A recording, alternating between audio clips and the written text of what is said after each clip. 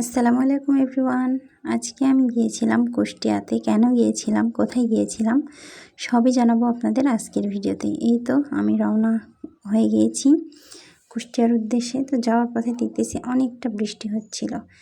তারপরে চলে আসলাম কুষ্টিয়ার আড়ংয়ে। আড়ংয়ের ড্রেসগুলো তো দেখতে ভালোই লাগতেছিল, কিন্তু ভাইরে ভাই এগুলার এত পরিমাণ দাম।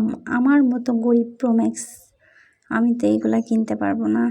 তো এদিক ওদিক ঘুরতেছিলাম, দেখতেছিলাম যে কোনটা নেওয়া যায়। আসলে আড়ংয়ে যেহেতু ঢুকছি, কিছু না কিছু নিয়েই বের হতে হবে। না নিয়ে বের হলে এখানকার স্টাফরা আবার আমাকে কি ভাববে, আমি গরিব প্রোম্যাক্স। কিন্তু আমি তো আসলেও গরিব প্রোম্যাক্স। কিন্তু এইটা তো স্টাফদের বুঝতে দিলে চলবে না। সো আমি এই যে ভাবসাব নিয়ে শোরুমের মধ্যে ঘুরতেছি আর দেখাচ্ছি যে আমি অনেক কিছু কিনবো। আসলে তো ভাই আমার পকেটে কোনো টাকা নাই। এই যে দেখেন, এই জামদানিটা দেখতেছিলাম, জামদানিটা আমার খুবই পছন্দ হয়েছিল, কিন্তু এটার দাম আমার আউট অফ বাজেট। এটার দাম প্রায় 20,000 টাকা ভাই।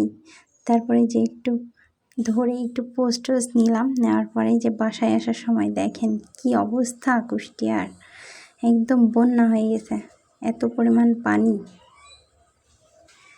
তারপরে যে দেখতে দেখতে রওনা দিয়ে দিলাম বাসার পথে, প্রায় সন্ধ্যায় হয়ে গেল। তো আজকের দিনটা কুষ্টিয়ায় ঘুরে ভালোই লাগলো। আপনারা সবাই একদিন গিয়ে দেখতে পারেন।